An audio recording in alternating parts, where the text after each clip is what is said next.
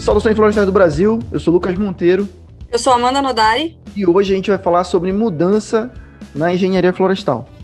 Então, já é um clickbait aí para você que acha que a gente vai falar sobre política, mas não, a gente vai falar sobre mudança mesmo, mudança de cidade. A galera que faz engenharia florestal já deve ter se deparado com isso, com oportunidades de emprego em lugares diferentes, né, de onde nasceu ou foi estudar engenharia florestal em outra cidade, né? Muita gente que eu converso que estuda engenharia florestal, a pessoa fala assim, eu estudo na UDESC, em Santa Catarina, mas eu sou de Belém do Pará, e estou aqui estudando engenharia florestal, então o cara está no Paraná, mas é de Salvador, sabe? Então isso acontece muito com a engenharia florestal. A gente vai falar um pouquinho por que isso acontece aqui nesse podcast e também o que você deve levar para sua vida caso isso aconteça com você, tá bom? Então fica aí que o papo tá muito bacana.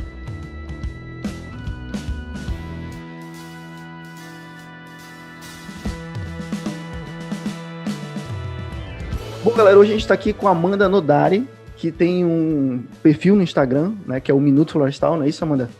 E ela dá várias dicas sobre carreira, né, no setor florestal. E recentemente ela publicou uma série de stories falando, quase um desabafo, né, Amanda? Falando sobre a questão de mudança, né, física mesmo, né? Mudanças e mudanças psicológicas que a gente passa, né, no processo do mercado de trabalho da engenharia florestal, né? Como eu falei no início, muita gente se forma no local ou nasce no local, mas vai estudar em outra cidade, vai estudar em outro estado, né? E aí quando se forma vai trabalhar em outro estado. Então um pouquinho disso que a gente vai falar aqui hoje. Amanda, pra gente começar, eu queria que tu falasses um pouco como é que tu entraste na engenharia florestal, como é que tu te encantaste pela engenharia florestal. Bom, eu sou da turma de 2011, né, da UFPR. Eu entrei, né, em 2011 e me formei em 2016.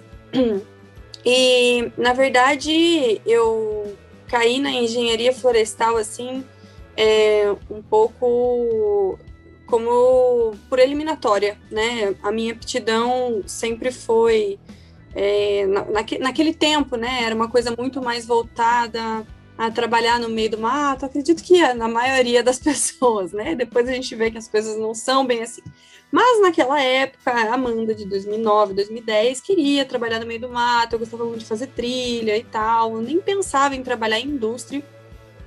Eu queria trabalhar na Amazônia, não sabia exatamente o que o engenheiro florestal fazia, eu sei que eu queria estar no meio da floresta e acabei caindo na engenharia florestal. E eu sou natural de Curitiba, né, então cursei a faculdade toda aqui em Curitiba, mas eu decidi muito cedo o caminho que eu queria seguir lá dentro. Então, embora antes, assim, se eu paro hoje para analisar, eu tivesse um perfil meio que da conservação da natureza, e embora a parte de conservação da natureza, as questões ambientais sejam coisas bem empregadas na minha vida mesmo, né, em relação a hábitos e tudo mais, a coisas que eu leio, que eu discuto e etc. Na minha parte profissional, eu acabei indo para a parte de produção. Então, na minha primeira viagem técnica na universidade, eu vi uma máquina de colheita e eu falei, caraca, é isso que eu quero. E tudo me levou a isso, então, depois dessa viagem, né? Eu fiz várias coisas na faculdade, fiz um pouco de tudo, trabalhei em vários laboratórios, fiz estágio na Embrapa, fiz estágio fora em consultoria, mas sempre sabendo que em algum momento eu iria direcionar para a questão da colheita e que eu queria trabalhar em empresa, e eu sabia que, atrelado a isso, eu precisaria ir embora. Então, essa questão da mudança, embora independente se você é uma pessoa que se adapta fácil ou não, toda mudança gera um certo desconforto, para mim não é diferente, mas eu sabia que isso ia acontecer em algum momento e, enfim, nunca foi uma questão, assim, de medo de mudar, né? Isso é um negócio que todo mundo que faz engenharia florestal sempre passa por isso, né? Eu lembro que quando eu entrei no curso também, era isso, né? Aquele papo de conversa de Natal, né? Que aí reúne a família, aí o teu tio pergunta assim, o que tu vai fazer na universidade? Tu fala, engenharia florestal. Aí o cara fala, tu vai morar no interior, vai morar no mato, né? É o senso comum, realmente, da maioria das pessoas, de que é isso, né? Que pra você cursar engenharia florestal, automaticamente você vai virar um fazendeiro, né? Vai ter que andar a cavalo e tudo mais. E, na verdade, quem dera, né? Virar fazendeiro. Seria até bacana, né? Mas é uma realidade bem diferente, né? Obviamente, E até engraçado, você falou que a tua vontade era, sendo de Curitiba, e a tua vontade era ir para a Amazônia. Eu sou de Belém, também desde cedo sempre tive contato, né, com a Amazônia, enfim, com a natureza, né, e sempre foi uma vontade minha também. E quando as pessoas me falam assim, mas você vai morar no interior, eu digo, a ideia é bem essa mesmo, né, é morar no interior mesmo. Mas realmente, quando a gente entra na universidade, a gente vê que na engenharia florestal tem tantas portas, tantas possibilidades, que muitas vezes isso muda. E realmente essa questão da mudança de cidade, a pessoa tem que estar preparada com isso.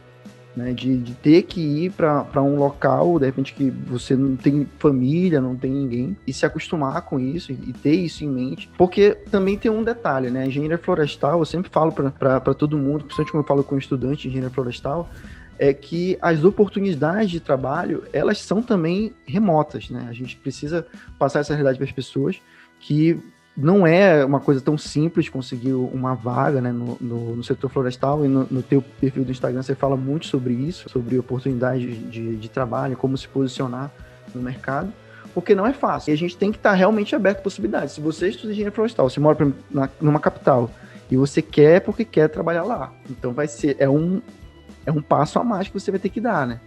Vai ser mais difícil ainda, né? Porque você vai estar sendo muito seletivo, se você não quer abrir mão de morar na cidade, de morar próximo da família, e tudo isso você tem que estar preparado mais ainda, né, para entrar nesse mercado de trabalho, porque aí vai ser ainda mais difícil, né? Aí como foi, assim, você fez engenharia florestal, você falou que queria ir morar na Amazônia, mas acabou indo para a parte da colheita, e aí como falou assim, pô, quero isso aqui, a partir daí, como foi que tu conseguiu chegar nesse teu objetivo? Eu acabei trabalhando no laboratório de colheita na universidade durante quase toda a minha graduação, né? Então, desde que eu cursei a disciplina de colheita, eu entrei num projeto de extensão, fui voluntária, fizemos várias apresentações do projeto em eventos, né? Eventos acadêmicos e tal, e eu acabei ficando muito envolvida com isso, né? Então, acaba que isso um pouco que abriu as portas para mim quando eu fui tentar as vagas de estágio, porque é nítido quando você tem aptidão para fazer alguma coisa, né? Eu sentia que mais do que querer trabalhar na colheita, eu tinha aptidão para isso. Eu tinha uma facilidade para entender como as coisas funcionavam, eu queria buscar aquilo e foi um processo natural. Para mim foi basicamente um processo natural. Eu nunca tentei vaga que não fosse na colheita. Em certos momentos da vida, né, principalmente quando a gente está nessa fase da faculdade, a gente tem uma visão um pouco romântica de tudo, então a gente passa isso e a gente acaba passando, transmitindo isso nas entrevistas, né? E, enfim, a gente acaba gerando essa certa empatia, uma conexão, assim, e você ter pessoas que gostam daquilo que fazem, toda empresa quer. Então, foi quase que um processo natural. Eu queria muito aquilo, eu tinha familiaridade com aquilo, e era o que as empresas, ou a empresa que eu acabei optando por entrar, precisava naquele momento, né? Então, acabou tudo calhando para mim. E aí eu entrei, né, meu primeiro emprego na Fibria, em Capão Bonito, que não era tão longe de Curitiba, né? Era mais ou menos umas 5 horas daqui, então eu conseguia voltar bastante para casa, mas foi, assim, a experiência mais difícil para mim até o momento, eu acho, porque embora a minha mudança para o Mato Grosso do Sul depois tenha sido mais agressiva, digamos assim, a minha primeira saída de casa foi muito complicada, porque, diferentemente de muitos dos meus colegas, acredito que da maioria, eles tiveram a experiência de estar sozinho num lugar onde não conhece ninguém, ainda na faculdade, né? Que é quando você sai da sua cidade natal para ir para a faculdade. Eu não tive isso. Então, e eu não entrei com estágio, eu entrei direto como efetivada. Então, não tem período assim de saber que é temporário e depois voltar para casa e assimilar as ideias, daí decidir para onde eu vou. Foi tudo muito rápido. Eu não tive tempo de processar as informações. Então, do dia para a noite, eu pedi demissão do estágio que eu fazia aqui em Curitiba na época, numa consultoria, e no mês seguinte, eu já estava numa cidade completamente nova, que tem a mesma quantidade de habitantes que tinha o meu bairro em Curitiba, enfim, com pessoas maravilhosas, acolhedoras, e isso aqui muito diferentes de como eu estava acostumada, uma vida muito diferente, né? Uma vida muito mais pacata.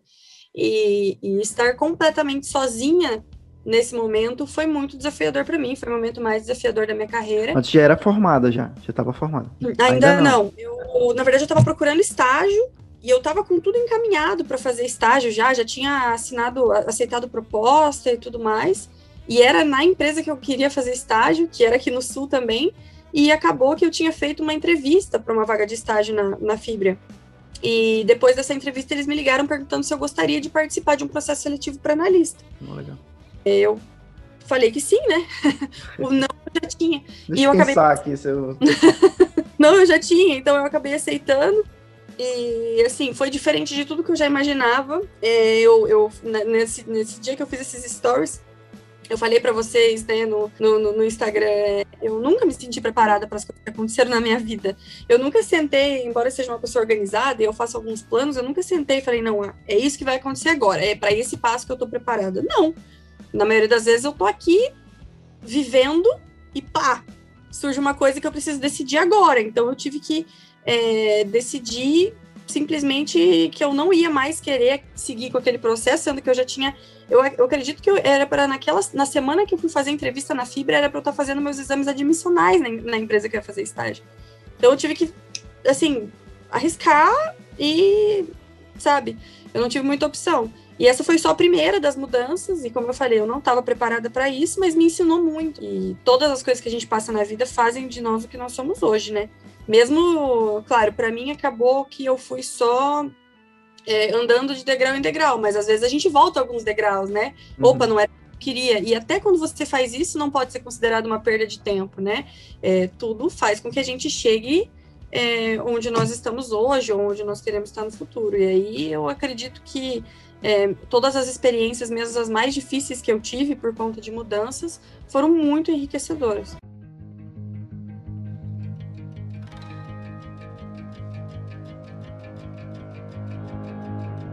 No Brasil, a gente tem muito essa cultura, né? De morar com os pais e só sair realmente de casa depois que, na hora que casa, aí vai...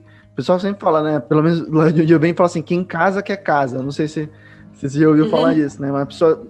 Porque no Brasil é assim, né? A pessoa sai de casa depois que casou, que tem filho, aí que vai sair. A gente vê muito em filme, em série, pelo menos, lá nos Estados Unidos, na verdade, o jovem, já com 16 anos, ele já vai estudar em outro lugar, então para eles é muito mais natural, né, do que pra gente, e até assusta um pouco, né, a própria família, que você fala assim, vou fazer um estágio em outra cidade, você, como assim, vai morar como, vai te sustentar como?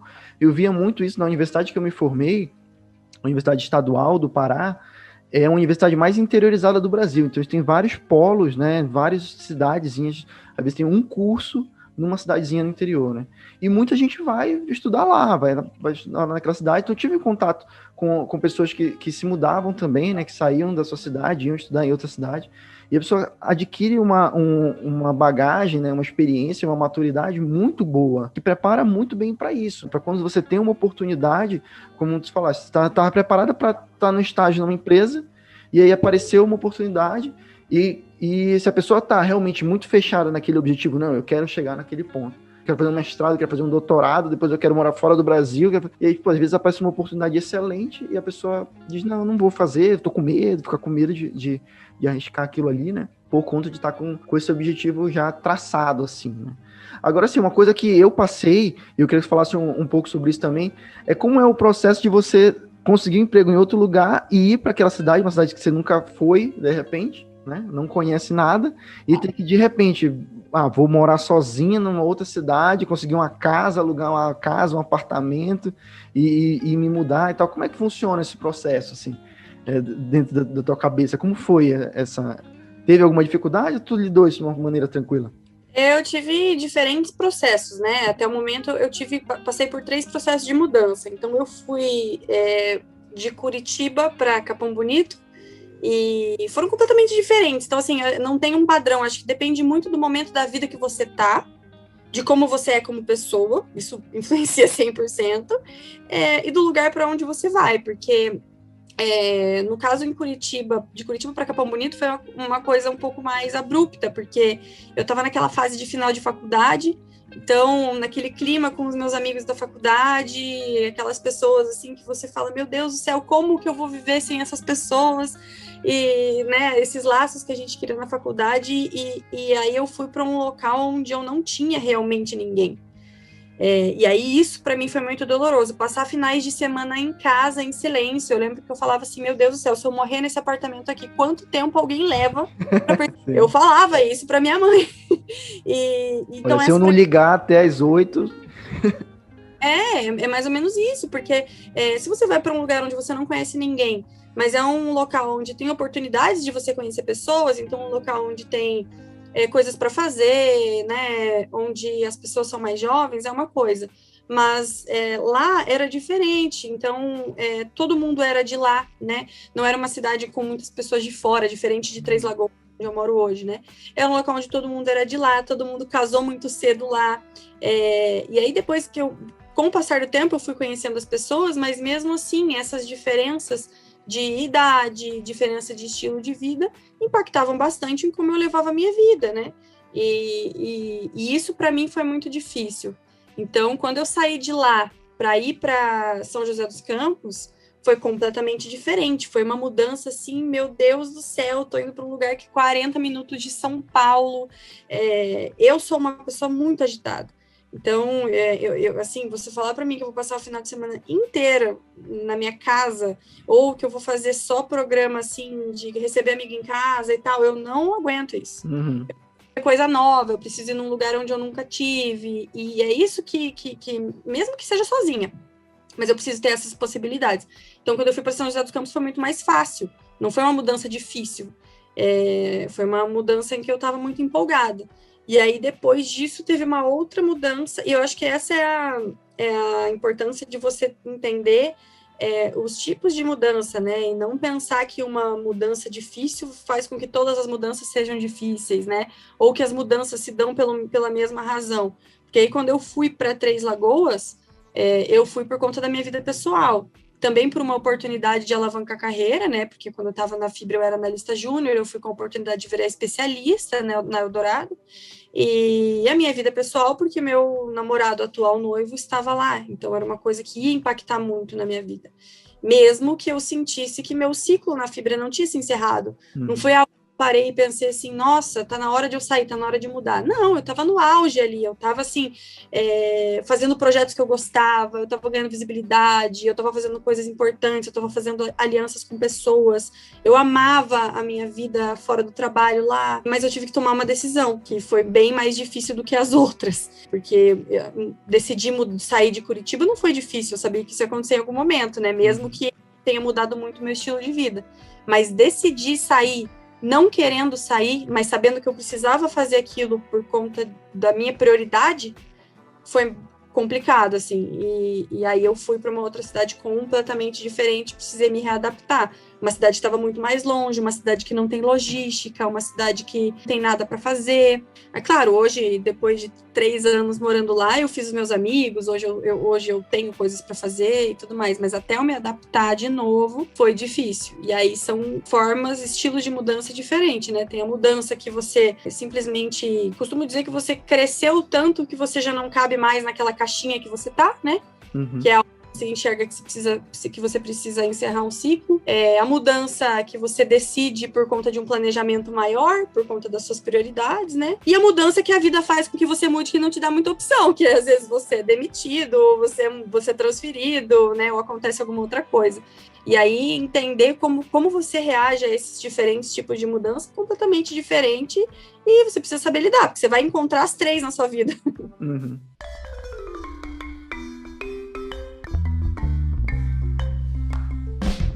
Pelo visto, assim, eu vejo que tu não tinha muito um plano B, assim, tu ia fazendo as coisas, né, ia acontecendo.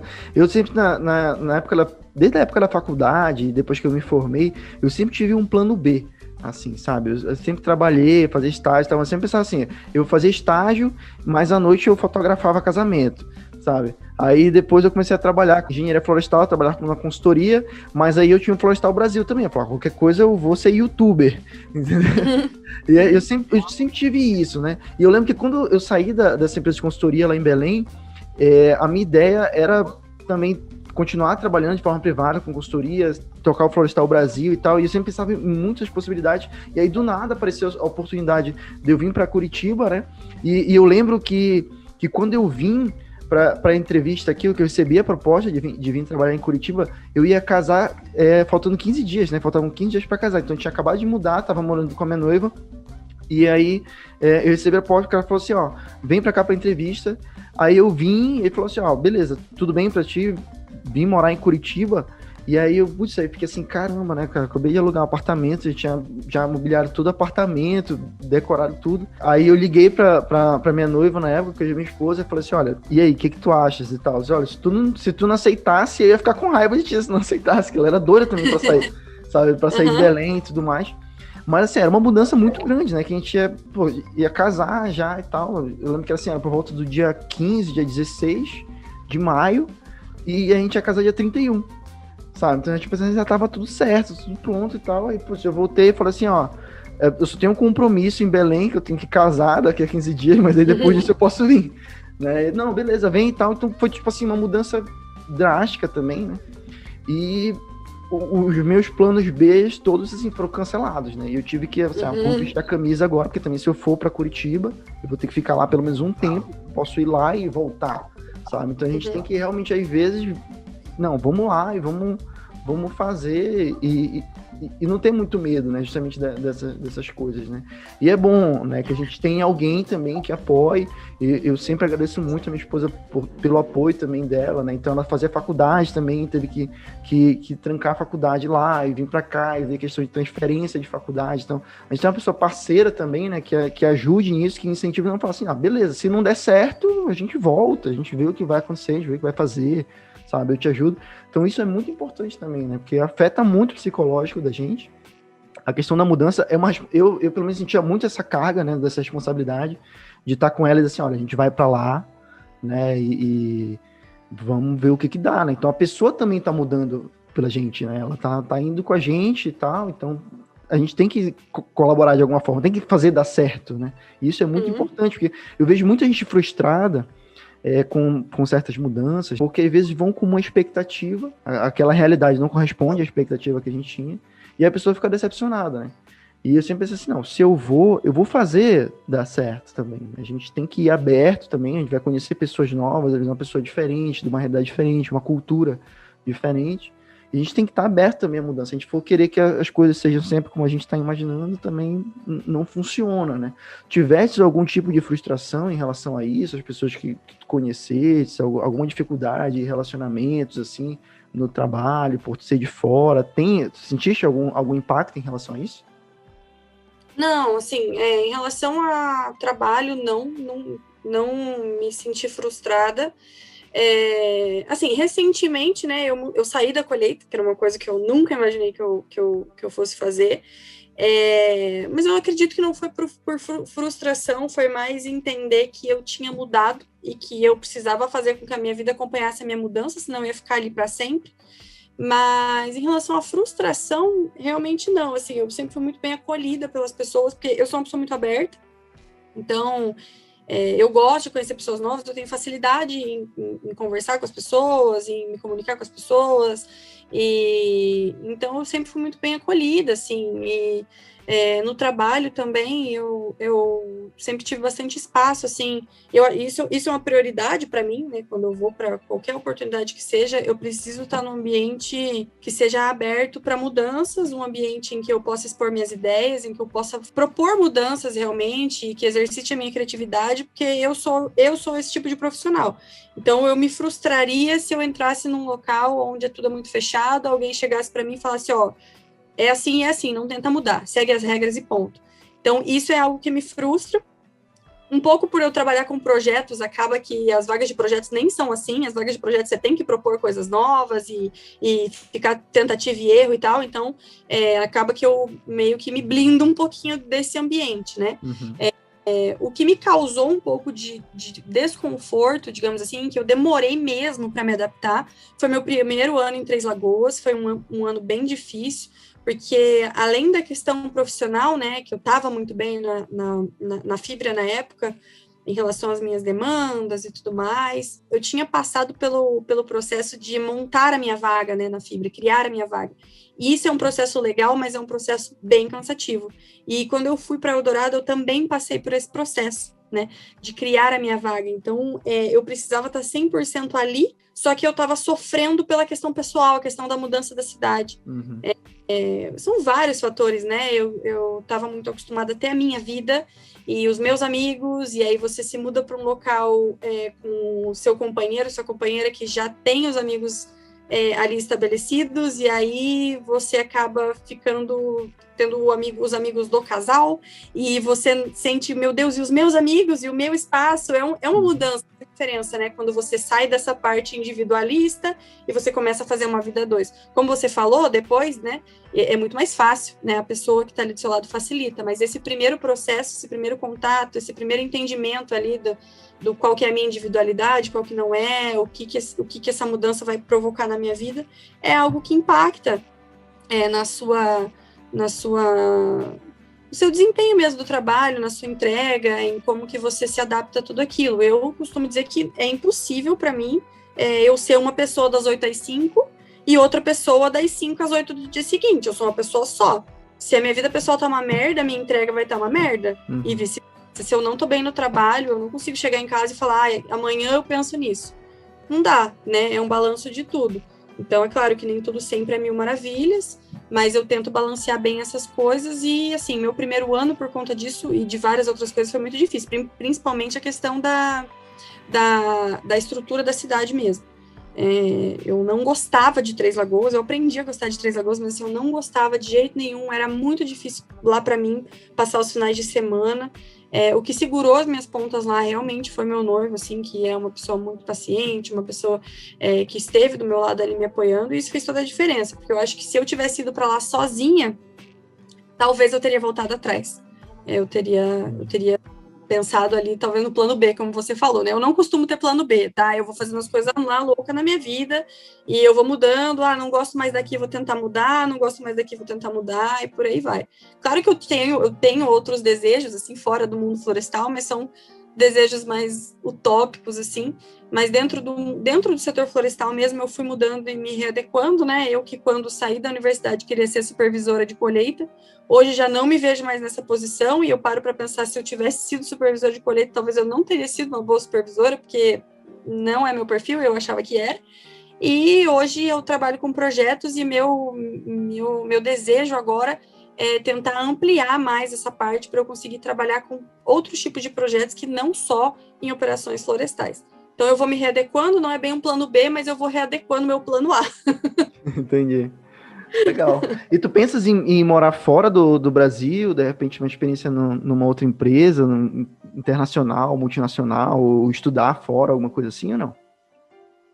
A gente cogitava bastante isso, até um tempo atrás, mas sempre fui meio que equilibrando essas coisas, né? Quando eu ainda estava morando em São Paulo, eu recebi uma proposta para ir fazer mestrado com um professor que eu tinha um projeto lá, né? E aí eu fui deixando para depois, achei que não era o momento, acabei não fazendo. E tinha muito essa vontade. Depois que eu fui para Três Lagoas, eu e meu noivo, a gente discutia bastante, nós dois tínhamos essa vontade de estudar fora. Só que as coisas foram mudando um pouco, então hoje eu tenho 3 cachorros, eu não tenho como deixar eles com a minha mãe, e aí eu passei meu pai faleceu em janeiro, e eu sou filha única, então hoje para mim deixar minha mãe sozinha no país está totalmente fora de cogitação. Então teria essa vontade sim, se não fossem essas questões. Eu acho que tem que ir mesmo, eu acho que essa época, né, essa idade que eu tô no momento seria a melhor idade para fazer isso. Tenho amigos que estão indo agora, inclusive, amigos fazendo Erasmus e tudo mais, mas hoje essas partes da minha vida pessoal pesam um pouco mais para mim, então não é mais uma possibilidade. E assim, tu tens alguma dica para as pessoas que de repente estão ouvindo a gente que talvez tenham esse receio, né, de ir para fora, estejam em dúvida, de repente tem uma vaga que a pessoa queira se candidatar, como você falou, né? Você conseguiu emprego em outras cidades, morando ainda em Curitiba ou morando em outra cidade, você já foi com uma vaga já garantida, né? E muitas vezes tem gente que vê uma vaga e fala assim, isso aí é, sei lá, no Maranhão, nem vou me inscrever, que não vou conseguir, não vão me escolher. A vaga é no Maranhão, eu tô em Curitiba. Não vou me inscrever, porque com certeza vão se inscrever outros engenheiros florestais do Maranhão, então o cara não vai me escolher. né? Então, como é que a gente se diferencia? Como é que você faz isso? Tu omite lá do teu currículo que tu mora em outra cidade? Como é que tu coloca? Eu recebi uma pergunta sobre isso antes de ontem, lá no Minuto, e, assim, não existe isso de preferência, né? A vaga é um perfil. Quando a gente vai trabalhar em empresa, não existe, assim, o que menos tem é galera do local, sabe? É todo mundo fora. O mundo florestal é assim, ele é espalhado, as pessoas que estão contratando sabem que as pessoas precisam viajar. Agora, vai muito de quem está se candidatando também, saber se ela realmente quer aquilo, né? Então, não vai existir preconceito nenhum de você ser, sei lá, do Rio Grande do Sul, se candidatar para uma vaga no Mato Grosso. Só que você tem que especificar lá no seu currículo: estou disponível para mudanças, estou disponível para viagem. A partir do momento que você se colocou disponível, o que vai estar sendo avaliado ali é o seu perfil e o seu potencial técnico e suas experiências. Você vai estar igualmente nivelado, né, com o potencial de ser um candidato do que as pessoas que moram naquela mesma localidade, né? É padrão das empresas hoje oferecerem 1 mês de hotel, às vezes até mais, muitas vezes até mais, né? Quando envolve levar família e tudo mais, até a pessoa conseguir se estabelecer. Então, não tem esse problema, não precisa mentir o local, é só se colocar disponível, coloca ali já no início do currículo que está disponível para viagens, que está disponível para se mudar pela empresa, que a partir daí é só suas experiências que vão contar. Não tem esse negócio de preferência, não. Só assim, pesquisem antes o local, né, gente? Então, por exemplo, quando a gente é de cidade grande, não tem como dizer que não é mais difícil se adaptar à cidade pequena. É mais difícil. É mais difícil. A gente é Nutella mesmo, sabe? E assim, até questão de opção de restaurante, de opção de balada, isso faz diferença. Não adianta a gente ser hipócrita e dizer que não faz, sabe? Então, assim, se você é de Curitiba, você é de São Paulo, sei lá, você está se candidatando aí para uma vaga de estágio numa cidade que você sabe que tem, sei lá, tem 10 mil habitantes, entenda realmente se é isso que você quer para sua vida, porque assim, tanto por você quanto pela empresa, pela área que está te contratando. Primeiro, porque você precisa ser feliz, né? Você precisa, não que você precise ter certeza de todas as decisões que você toma, mas você precisa priorizar a sua felicidade. E segundo, porque a empresa que está te contratando, a pessoa que está te contratando, precisa saber que a pessoa que está sendo contratada ali, né, que todo aquele processo que demanda pessoas, recursos, dinheiro envolvido no processo seletivo, está sendo empregado por uma pessoa que está entrando ali de cabeça aberta, de corpo e alma, que quer fazer acontecer, que se identifica com os valores da empresa e que quer fazer o melhor possível, né? Então, assim, sejam honestos com vocês e com a pessoa que está te contratando, né? Porque é importante para os dois. A relação de trabalho, ela é uma via de mão dupla, né? Não é assim, funcionário entregando valor para a empresa. Não. É funcionário aprendendo, empresa aprendendo junto, os dois mudando, comprometimento de ambas as partes, né? Identificação de ambas as partes. É importante que o funcionário se identifique com a empresa, se identifique com o local. E, cara, não tem muito o que escolher, assim. Quando a gente se propõe a fazer um curso que é espalhado, que demanda matéria-prima florestal, não tem como você exigir morar em Curitiba, morar em São Paulo, morar no Rio de Janeiro, né? É claro que acontece, você é uma prova viva disso. Hoje você trabalha e mora aqui. E tenho colegas que também trabalham. Agora, é a maioria? Não é a maioria, né? A gente sabe que florestas estão aonde? Longe dos grandes centros. Sim, E e constantemente estou sempre viajando, né? Eu moro em Curitiba porque a exato. empresa é aqui, mas a madeira que a gente comercializa é da Amazônia, então eventualmente eu tenho que ir para lá. Agora com a pandemia eu viajei bem menos mesmo.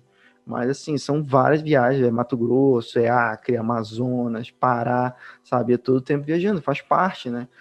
E isso que você falou, né? A empresa precisa saber também que ela pode contar contigo, né? Que você não vai, de repente, do nada dar uma doida, não, tô com saudade da minha família, eu vou embora. E eu quero assim, como assim, sabe? Tipo assim, não é assim também, né? E ao mesmo tempo também você não pode se sentir refém da empresa, né?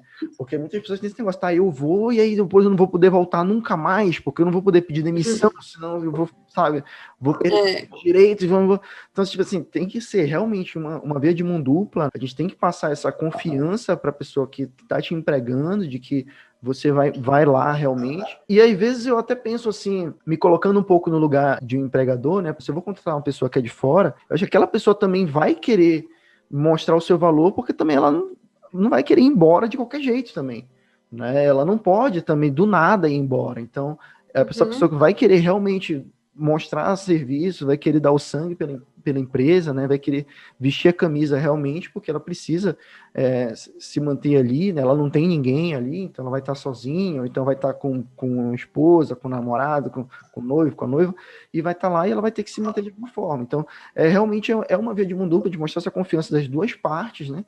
E aí tudo vai dar certo. Eu, graças a Deus, tive uma experiência muito boa vindo para cá. Era uma cidade que eu só conhecia, assim, de televisão, né? E não é porque até curitibana, não, mas, cara, eu tenho zero decepções com Curitiba, acho uma cidade muito boa, né? Tanto que a minha esposa mesmo, quando ela falou, como eu te falei, né, no início, ela falou assim, nem pensa em dizer não. Eu falei, calma, não sei nem quanto é que eu vou ganhar. Quando eu tava vindo, eu falei, calma, não sei nem como é que é a empresa, não conheço ninguém. Ela, não, mas se tu disser que não sei o que a gente vai brigar. Eu falei, calma. Aí, mas, graças a Deus deu tudo certo, a galera foi super gente boa também, eu tive todo o acolhimento também, não, toma teu tempo, quanto tempo você precisa para encontrar um lugar. Eu falei, não, tranquilo, só que eu conhecia já, a minha esposa conhecia algumas pessoas, ajudaram a gente a ver lugar, ver apartamento para alugar, então foi super tranquilo, né?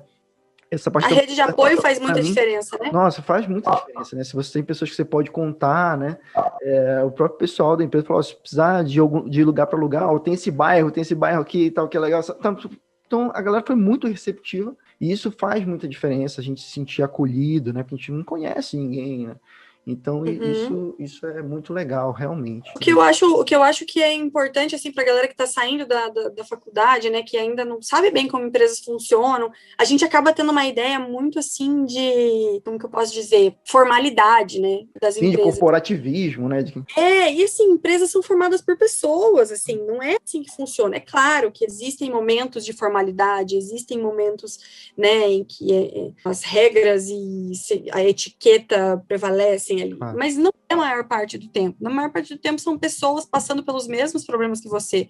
Então, eu posso até dizer, talvez, que eu tenho um pouco de sorte, porque eu posso falar só pela minha experiência, né? Mas eu sempre tive gestores que me ajudaram muito nessa questão. Então, por exemplo, quando eu morava perto do aeroporto, lá em São Paulo, meu chefe sabia que era muito mais barato eu comprar uma passagem de avião saindo na quinta e voltando na segunda, do que saindo na sexta e voltando no domingo, né? É muito mais barato. Então, eu criei esse diálogo com ele, esse espaço, esse canal de comunicação, onde ele sabia que eu tinha essa particularidade, eu tinha uma prioridade de ver meu pai 1-2 vezes no mês, porque ele era uma pessoa doente, e eu tive a liberdade de falar sobre isso com ele sempre me entendeu, eu nunca deixei de entregar por conta disso, eu priorizava as minhas demandas de campo até quinta-feira, para que nessas semanas eu pudesse vir para Curitiba e conseguir trabalhar de casa na sexta, né? Então, não tenho medo, assim, de pensar, nossa, eu vou para lá, eu vou ficar isolado, não vou poder voltar, não vou poder ver meu pai e a mãe, e não vou poder pedir, se eu pedir, e se eu pedir para ir para casa na quinta-feira, e se eu pedir para ir antes no Natal, eu vou ficar mal vista, vão achar que eu sou mau funcionário. Não é assim que funciona, né? Porque na maioria das vezes são pessoas que passaram por isso, né, ou que passam por isso, que estão no mesmo barco que a gente, que também são de fora, e que entendem, na maioria das vezes. Eu sempre tive gestores muito legais comigo, então, por mais que a logística tenha variado bem aí nesse meio tempo, né, hoje é bem ruim, porque a minha única possibilidade de vir para cá é de carro, mas eu sempre tive pessoas que me entenderam muito e eu consegui realmente alinhar a minha parte pessoal com a parte profissional. Então, não tenho medo disso, né, de realmente expor a vida pessoal. Eu sempre tento reforçar isso com os seguidores lá do Minuto, né? As empresas querem pessoas reais. Pessoas reais têm problemas, pessoas reais têm dias ruins, pessoas reais ficam vulneráveis, pessoas reais precisam conversar, precisam se abrir, precisam de acolhimento. Você não é um robô, né? Se você estiver sendo contratado para só entregar número, é mais fácil te substituir por um computador. Não é assim que funciona, né? Então, é importante ter essa humanização do trabalho, né, que as empresas têm falado muito, e que a gente traga isso para nós e a gente crie desde cedo essa rede de apoio, porque da mesma forma que a gente precisa dessa rede de apoio, a gente vai ser rede de apoio para alguém, né? Amanda, como é que a galera pode conhecer mais do seu trabalho, da tua área de atuação, né? E conhecer mais do que tu fazes. Onde é que as pessoas podem se encontrar? Bom, o meu Instagram profissional é o Minuto Florestal. No meu perfil pessoal não vai ter nada relacionado à floresta, então não esperem isso de mim lá. Eu passei por uma crise de identidade, na verdade. Eu publicava muito, acho que inclusive na época que, né, a gente começou a conversar, né, do Florestal, eu publicava muita foto florestal. É verdade. E eu passei as melhores fotos de floresteiros, né, florestais no perfil do Florestal Brasil são da Amanda. Tem dois perfis, na verdade, sempre mandam fotos muito legais, que é o teu, mandava sempre muitas fotos bacanas, foto tratada e tal. Eu que sou fotógrafo, né, e trabalhei muito com fotografia, pô, quando eu via aquela foto tratada, edição de imagem, eu achava muito legal, né, a gente sempre compartilhava sempre. E também o Ivan Daço também, um abraço também, que sempre manda foto pra gente. Né? E então são dois perfis assim, que marcavam, assim, quando eu vinha aqui, eu via que a marcação era tua ou dele, você, pô, uma foto bacana, já reservava, já salvava, porque são fotos bem legais, né, e fotos de experiência de campo, que é o que a galera gosta de ver, né. A galera gosta. Essas fotos sempre... E, na verdade, foi por conta de eu postar muito dessas fotos que eu acabava recebendo muita pergunta em relação a isso no meu perfil profissional, no meu perfil pessoal, né? E até vou voltar agora a postar foto, mas vou postar no Minuto. Tá, mas marca o Florestal Brasil. Vou postar no Minuto. E eu comecei a passar por uma crise, assim, porque o pessoal só vinha conversar comigo no meu perfil pessoal perguntando de floresta. E eu comecei a pensar, putz, cara, eu não sou só isso. Antes de eu entrar na faculdade, eu era uma pessoa com hobbies, habilidades, gostos, sem falar sobre outras coisas. Eu falei, não vou mais postar nada aqui no meu perfil pessoal. E parei. Hoje, você vê lá, não tem nada falando de floresta, você nem sabe o que eu faço da vida. Mas eu vou voltar a postar só que no Minuto, então o melhor lugar para falar sobre questões profissionais e tudo mais é no Minuto Florestal. Eu dou uma sumida às vezes, mas volta e meia eu dou uma parecidinha lá, faço bastante parte. Sei como é. Às vezes dá preguiça, né? A gente some e volta. A galera cobra muito assim, o que aconteceu? Acabou o Florestal Brasil? Não, cara, calma, sabe? Às vezes quando te dá um gás assim e tal, porque às vezes, assim, muita gente acha, né, que às vezes mandam mensagem pro Florestal Brasil, vocês têm vaga de estágio? Eu digo, gente, não, é um canal de notícias, é um canal... Eu sou só uma pessoa normal. Não é... Porque tem várias pessoas, né, que também colaboram no Florestal Brasil, não sou eu, né, tem o Harry, tem o Arthur, tem o Léo, então são várias pessoas que colaboram, então às vezes as pessoas acham que é uma empresa, que o Florestal Brasil é uma empresa, né, mas não é um site de notícias, a gente tem o YouTube, tem tudo mais, e eu falo, não, calma e tal. E eu também não faço muito isso. O meu Instagram pessoal, ele é totalmente diferente também. Mal dá pra saber. Talvez a pessoa veja umas outras fotos que eu posto, mas eu procuro concentrar mesmo a parte profissional no Florestal Brasil, né? Dar essa dividida, porque senão principalmente assim, a gente que produz conteúdo nessa área, e eu faço isso desde 2014, né? Então... É muito difícil, às vezes, até eu separar a minha própria vida. Você se perde no personagem. Exatamente. Então, a tua esposa lá é engenheira florestal? Não, ela trabalha com marketing. Aí já é um ponto a mais, porque além de tudo, meu noivo é engenheiro florestal e a gente sempre trabalhou na mesma área. Então, assim, Vocês trabalham juntos, não? A gente trabalha junto. Nossa, e de chegar em que é tipo William Bonner e Fátima Bernardes. É um negócio assim que você fica louco, você tem que se policiar pra não falar. É realmente interessante fazer essa separação e pra mim foi muito bom. Foi um péssimo exemplo, na verdade, de ter falado do William Bonner e Fátima Bernardes, agora que eu me toquei, né? Espero que não. É verdade. Não, mas tudo bem, vou relevar a parte da separação. Isso até, sei lá, 2015, eu não sei quando foi que eu estava. Mas é mais ou menos isso, é bom fazer essa separação. Sim. E o Florestal é bom que, assim, quem me segue lá realmente quer saber sobre isso e acaba que as trocas são muito legais, né? Vocês que estão há mais tempo, né, com a conta de criação de conteúdo, que tem bastante seguidores, você sabe que é legal essas trocas, né? Sim, é muito bacana. O pessoal vem falar e embora eu suma um pouquinho, volta e meia eu dou uma parecida lá e eu não consigo criar conteúdo de uma forma não natural, digamos assim, né? Como o meu foco não é engajamento e nem ganhar dinheiro com aquilo, eu não consigo, um dia que eu não tô bem, dar as caras por lá só pra falar baboseira.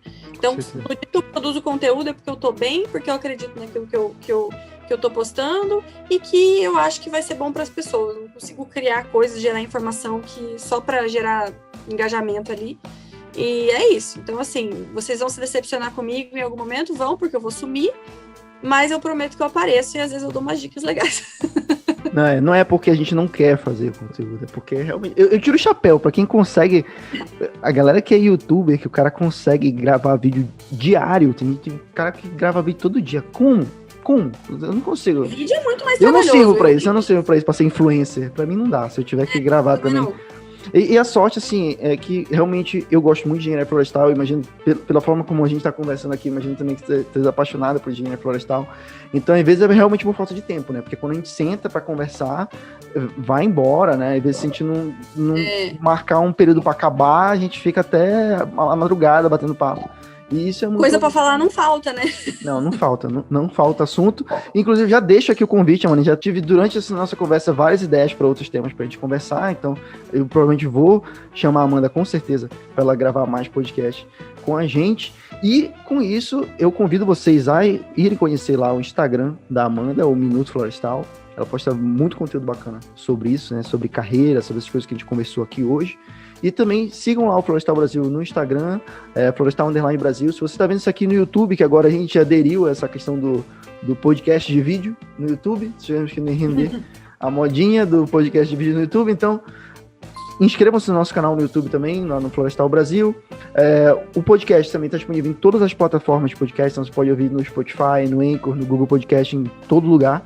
Compartilhem com seus amigos, divulguem o conteúdo florestal e a gente se vê no próximo programa. Muito obrigado, galera, e até lá. Se quiser deixar um último recado aí, mano, pode ficar à vontade. Só agradecer mesmo pelo convite, foi muito legal, esses papos são muito interessantes e é muito legal a gente trocar realmente experiência, né? Com o pessoal que já viveu um pouquinho aí, tipo você que está passando por essa questão de mudança, que veio da Amazônia e está aqui agora, então assim, a gente não se sente sozinho, né? Quando a gente vai conversar e vê que todo mundo passa pelos mesmos processos, a gente fala, putz, que massa, né? E eu acho que esse é o mais legal da engenharia florestal, porque por mais que a gente passe por esses processos achando, nossa, tô sozinho aqui no meio desse nada, você, na primeira oportunidade que você conversa com alguém, você vê alguém que está passando exatamente pela mesma coisa, e nos eventos, né? Os eventos, workshops, inclusive saudades dos eventos, workshops e encontros e simpósios, é sempre assim, as feiras, a gente encontra a galera que a gente não vê há anos, e aí fala, putz, meu Deus do céu, você passou por isso, eu também passei por isso e tal, e eu acho que essa é a parte mais legal, né? Essa troca de experiência, então eu agradeço o convite, agradeço a oportunidade do bate-papo, e eu já topei aqui, nem sei qual é o tema da conversa que você falou, mas eu já topei aqui, porque eu acho que é sempre muito interessante. Estou à disposição. E é isso aí, gente. Quem quiser conversar comigo lá no Minuto, é só mandar mensagem. É isso aí, galera. Então, muito obrigado pela audiência de vocês e até o próximo programa. Valeu!